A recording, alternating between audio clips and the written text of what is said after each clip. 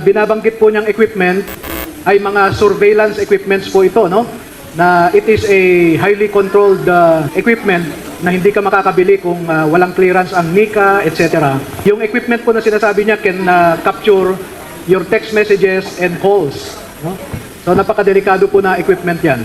So bago po natin ipagpatuloy ay may mga ilan sa mga pictures or videos na ibinahagi nila sa atin at i-identify or ipapaliwanag po nila kung ano ang ibig sabihin ng mga litrato na ito. So sige, ito yung mga, sila yung magpapaliwanag, hindi po kami, pero galing po sa kanila to. So siguro, ayan, sinong magpapaliwanag itong mga kargahan? Anyone? Hello, magandang hapon po sa ating lahat. Yung picture na po yan ay nakunan po sa MADC o kaya tinatawag na Mitsubishi Aviation and Development Corporation na pagmamayari po ni Boss Elizalde Esco sa may Pasay. So ito, sa Pasay ito. Yes po sir, sa MADC. Ilan ang karga pagka ganyang helicopter? Kaya sir ng mga 10 to 15 maleta sir. Depende po sir sa kilo. Kaya nga makikita nyo po, kinikilo po yan sir. Di malinaw.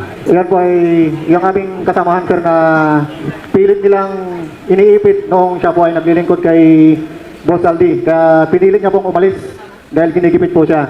At nakatawayan po, ano po yan, talagang pinatrabaho po siya sa Sino to? General Santos. Sino to? Si Neres po. Neres. Geraldine Neres po. Okay. At yan po ang marami ding alam po. Pinatrabaho po yan. Kaya pinuntahan po yan mismo ni Colonel Dominguez doon sa kanilang bayan po sa General Santos. At pinipilit po na kunin po yung mga litrato o kaya yung cellphone niya po para ibigay po kay General Nicolas Torre. Klaro ko lang ito ay isang sundalo, general. Yes po. Kinukuha sa kanya yung mga ebidensya. Opo sir. Nasaan na siya ngayon? Sa ngayon po sir, hindi ko po alam sir kung nasa Jensan po or nasaan po sa ngayon. Kasi ang huli ko pong pagka-usap sa kanya nung ano po, last February po. Yun lang po yung huli namin pag-uusap. Next. Sabihin mo kung ano yung building, kung ano yung... Ayan, yan. Sa ano po sir, sa townhouse po, Unit 8 and 9. Yung bahay po na nakalagay dyan ay Unit 8 and 9, Polo Club Townhouse sa Forbes Park. Makikita po ninyo, pag may lumalabas po dyan sa units na yan, nakikita ng mga dating sundalo dahil malapit lang. So, dyan po nila pinapasok yung mga paper bags o mga expandable envelope na pera, pinapasok po nila dyan. Tapos paglabas po ng mga kausap nila, ay nakikita nila yung mga mambabatas, hawak na nila yung dala-dala nilang paper bag or expandable envelope. Kaya malapit lang po, 3 to 5 meters, nakikita nila yung mga mambabatas. At dyan nila nakita ang katulad ni na etc. No? So Sige. malapit lang talaga. Next. Sinong ano? Hello sir, ako si Rene Boy Julian sir. Ako po yan sir at nakasama ko yan sir si Tap Orly Cotes. Nandun kami sa sa Baudi Matinlok. May meeting naman noon sir nasa kasi ako noon sir kay PRP kung tawagin si Boss Bernard Peralta. Yun yung mga PR mga congressman saka senador. Yan po Okay. yung nakasama ko noon siya sir si Tap Orly Cotes. Okay. So ito yung patunay na kasama nyo si Orly Gutesa. Okay? Tama. Ito Yes, yung sir. litrato. Yes sir, cellphone ko kasi yan sir Yung Okay. yan sir. Next. Yes, magandang hapon po sa lahat. Ako po yung nakaputi na nasa picture, yung umingi.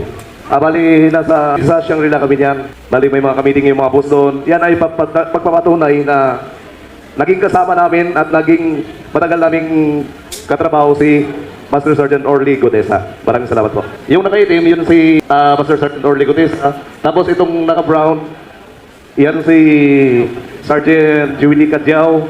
At then yung naka-red, yun si Sergeant Holian. And then nakaputi, ako naman. Yun na po, maraming salamat. Thank you. Oh, ano tong picture na to?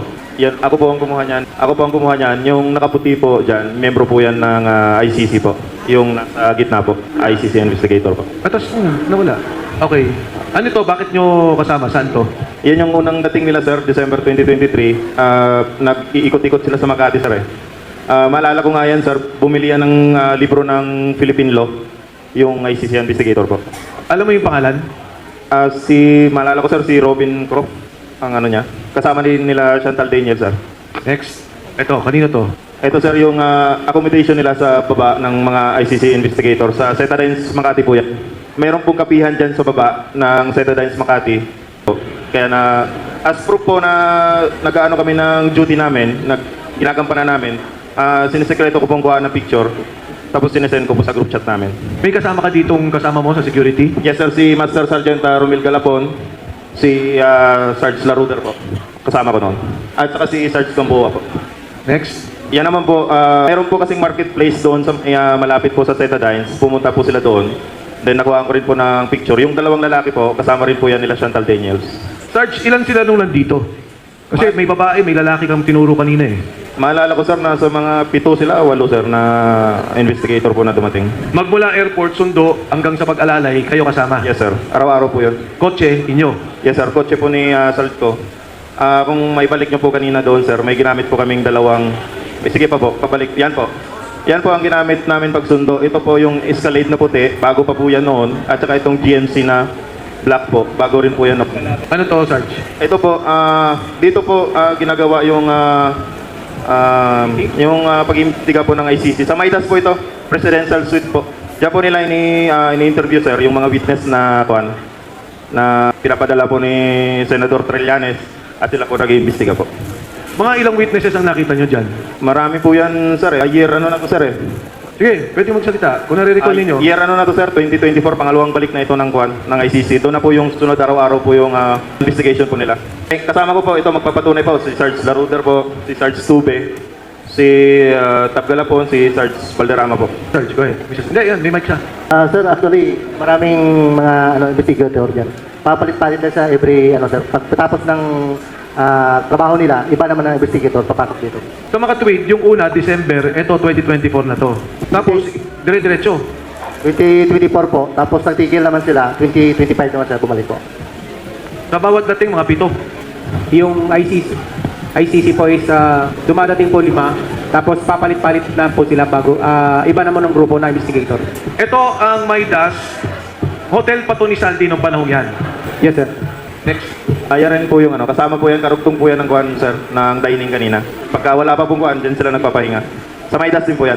Doon sa mga pag-interview na nakita nyo, sino mga Pilipinong opisyal ang nakita nyo doon? Ang maalala ko po, yung inimbestiga po nila, sir, ang nagiging witness po.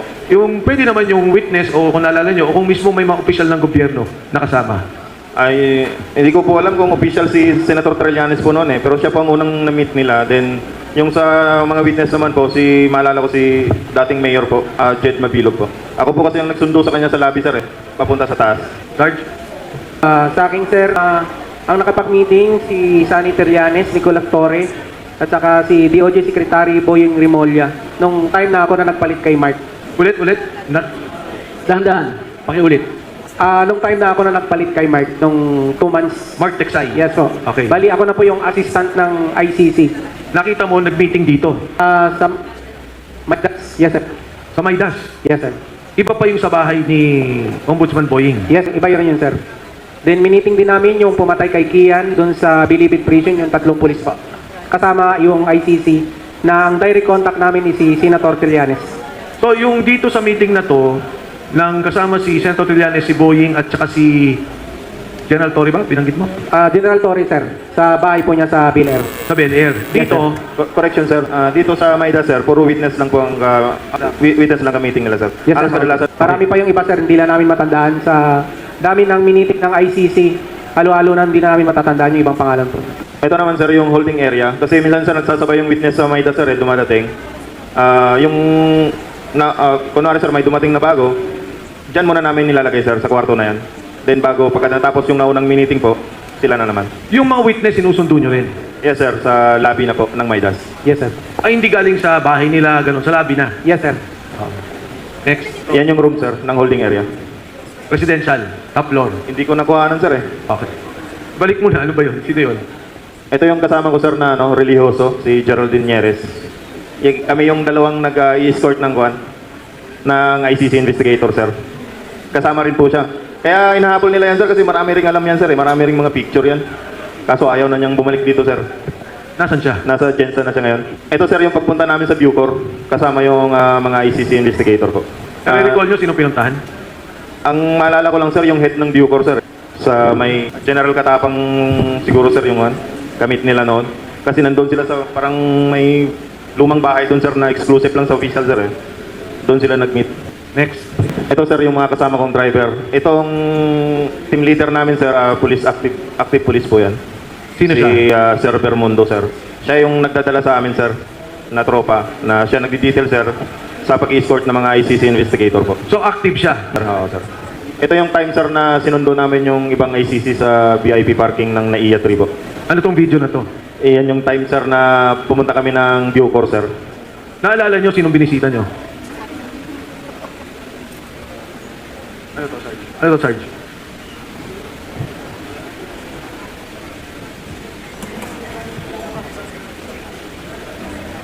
Yan po sir yung minsan sir na ginagamit ng mga mali-malitang pera na tinatawag namin basura.